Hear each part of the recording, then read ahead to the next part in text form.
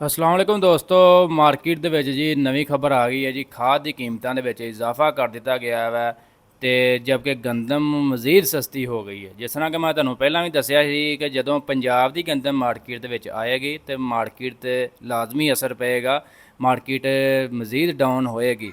ਫਿਲਹਾਲ ਜਿਹੜੀ 24-2500 ਰੁਪਏ ਦੀ ਮਾਰਕੀਟ ਬਣੀ ਸੀ ਤੇ ਉਹ ਵੀ ਮਜ਼ੀਦ ਡਾਊਨ ਹੋ ਕੇ 2200-2300 ਰੁਪਏ ਤੇ ਆ ਗਈ ਹੈ ਫੀ ਮਨ 40 ਕਿਲੋਗ੍ਰਾਮ ਦੇ ਹਿਸਾਬ ਨਾਲ।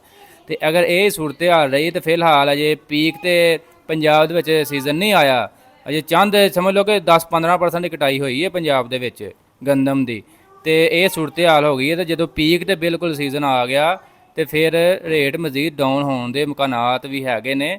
ਤੇ ਅਗਰ ਜ਼ਿਮੀਂਦਾਰ ਚਾਹੁੰਦਾ ਕਿ ਥੋੜਾ ਜਿਹਾ ਬਿਹਤਰੀ ਰਹੇ, ਥੋੜੀ ਜਿਹੀ ਬਿਹਤਰੀ, ਕਿਉਂਕਿ ਆਪ 21-2200 ਤੇ ਗੰਦਮ ਸੇਲ ਕਰਨਾ ਕੋਈ ਹੱਕ ਤਾਂ ਨਹੀਂ ਨਾ, ਲੇਕਿਨ ਬਹੁਤ ਜ਼ਿਆਦਾ ਇਹ ਡਾਊਨ ਹੋ ਜਾਂਦਾ ਕੰਮ। ਲੇਕਿਨ ਪਹਿਲਾਂ 2900 ਰੁਪਏ ਮੈਂ ਸਰਕਾਰੀ ਕੀਮਤ ਜਦੋਂ ਵੀਡੀਓ ਸ਼ੇਅਰ ਕੀਤੀ ਕਿ ਸਰਕਾਰੀ ਰੇਟ ਜਿਹੜੀ ਸਰਕਾਰੀ ਗੰਦਮ ਉਹਦਾ ਰੇਟ 2900 ਰੁਪਏ ਫੀ ਮਨ ਮੁਕਰਰ ਕੀਤਾ ਤੇ ਉਦੋਂ ਵੀ ਜ਼ਿਮੀਂਦਾਰਾਂ ਨੇ ਕਿਹਾ ਇਹ ਰੇਟ ਬਹੁਤ ਘੱਟ ਹੈ।